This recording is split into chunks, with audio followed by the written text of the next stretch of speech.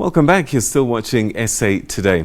Now, stringent legislation and harsher sentences are solutions to gender-based violence. That's according to gender-based violence survivors, politicians and gender activists in Limpopo.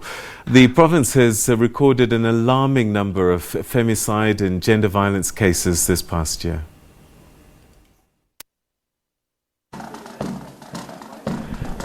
Gender-based violence soaring in Limpopo.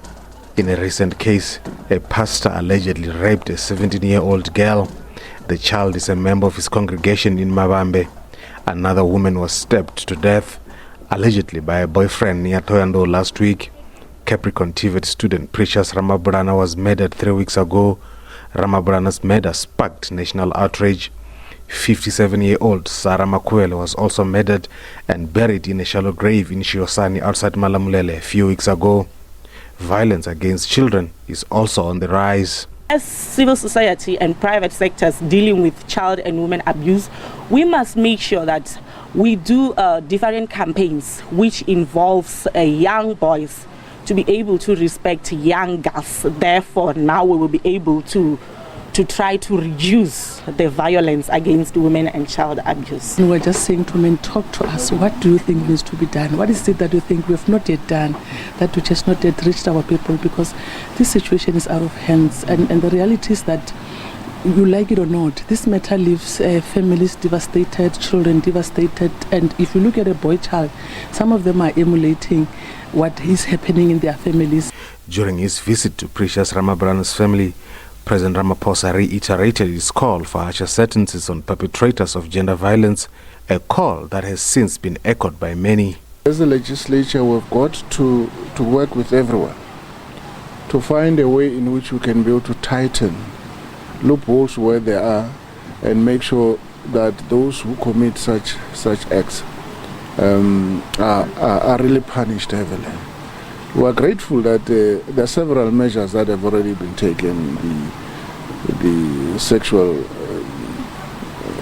courts, the training of police. Some surveys reckon an astonishing 70% of women in Limpopo have experienced some form of gender-based violence in their lifetime. Rutando Bobori, SABC News, Polokwane. So as the country continues to highlight the scourge of gender-based violence, we're now joined in studio by the Deputy Minister in the Presidency for Women, Youth and People with Disabilities, Professor Hlengiwe Mkhize. Thanks so much indeed for joining us. Welcome to the programme. Thank you very much for having me. All right, so I suppose watching reports like the one that we've just seen must be, I suppose, dispiriting, because you work so hard, we have these campaigns, and yet it seems that these stories continue to be reported.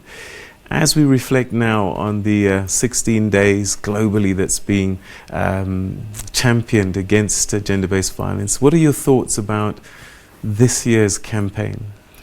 You know, it often starts with national statistics from the Minister of Police. You see figures, and sometimes you don't internalize the gruesome nature of these crimes. It will tell you that crimes against children have risen, gender-based violence has gone up, so it's statistics. But during the 16 days of activism, it gets to your mind and soul, because the media often expose real cases of the brutality of what we are talking about when we say gender-based violence and femicides. You see the faces of young people who have been killed, like, you know, as I saw here with Precious, who was a student TVET college, was brutally murdered in a house with some people inside, not in the hands of a boyfriend. And also they go to an extent of banning them. You hear these stories in all the provinces now.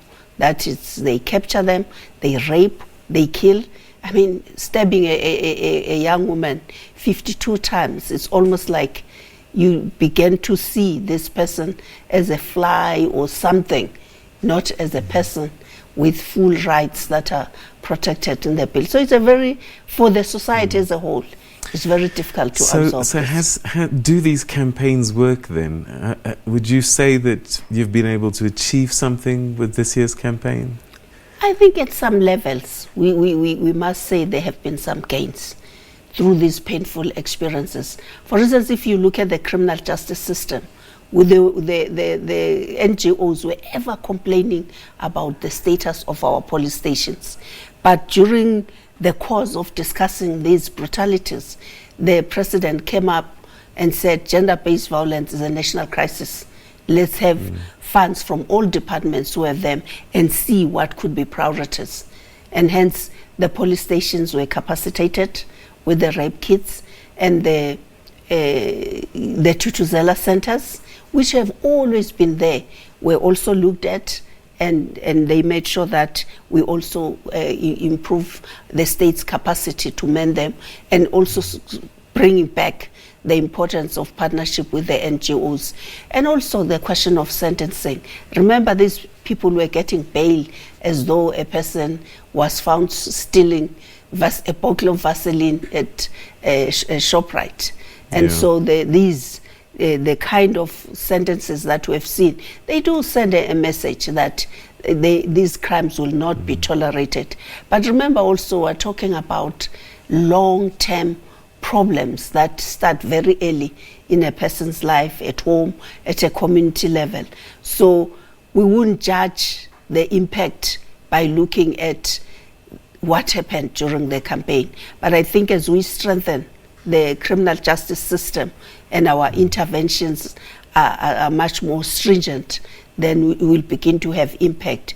The challenge is, how do we then stop this from occurring? All right, I was just about to lead into that, because short campaigns such as this often are quite good in raising awareness, but this 365-day campaign phase that you're getting into now, that's about changing behaviors, isn't it? And I just wonder, how do we do that? Well, we are emphasizing the question of partnerships. On the 10th, when we're ending the 16 days, we're lucky to have also the UN Women Executive Director, Phumzile Mlambo Ngcuka. So we shared a platform. She emphasized a lot of what should be looked at, especially when it comes to Men's Forum, to understand the basic concepts of patriarchy. And men must see for themselves that patriarchy, tolerating, ridiculing women, stereotypes, negative thoughts about women, treating girl children with disrespect, those are building blocks of what we are dealing with today. Discrimination even in the churches, our curriculum in schools, which clearly still don't help to bring about an equal society, and even in universities, not having at a high level both men and females to be in leadership positions. Those are some of the things that really end up with a situation where women are criminalized. What can people do in the short term? Because a lot of these interventions that you're talking about are quite sort of in the future and will take time. What can we do today? Somebody is being hurt next door. We hear the screams because these things are not done in isolation most of the time. What do we do now to stop things? Last night we were with some activists, NGOs, one of them, the National Children and Violence Trust. They work mainly in the informal settlements of Diepsloot up to Honeydew. And the woman, warrant officer from the police station at Diepsloot also came through. And basically everybody is saying, look, let's revive the community structures. Because if a person screams, if we still have street committees, then people will come out and assist the victim. But they were giving us examples of people who are being buried in shallow graves after being killed in those shacks, and also some are burnt before they are burnt. So which clearly shows that we had a priest also from the local churches who also committed that the churches will be standing up as a collective to create awareness, talk to families, ensure that they report cases of young people who have a potential of abusing women. Because they were saying even within a family, you could see the aggression towards a sister or a mother. It doesn't just happen that they've gone out to rape a woman, but it's there. Everybody sees it, but people tend to turn a blind eye. And so I think the revolution at a local level is going to go a long way in helping us to curb the scourge. Okay, and then perhaps finally, what would you like to see happening over the next 365 days?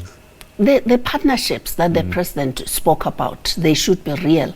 You know, even this national strategic plan, where there's been a consultation process after the president's summit, they do emphasize the importance of prevention. The media, for instance, it's important to talk about gender-based violence, create awareness, even when there's no traumatic case where something terrible has happened, just to keep going at it. But also on our side, we really will be partnering more with local structures so that there's a conversation at that level, including tribal authorities. Because if we don't do that, then we wait for these crimes to be committed and react after the effect. And that really traumatizes the society at large. All right. Professor Hlengiwe Mkhize, Deputy Minister in the Presidency for Women and People Living with Disabilities and Children, thank you so much indeed for joining us. And we wish you strength with the work that you're doing, because it is something that touches all of us in one way or another. Thank you so much for your time. Thank you for having me.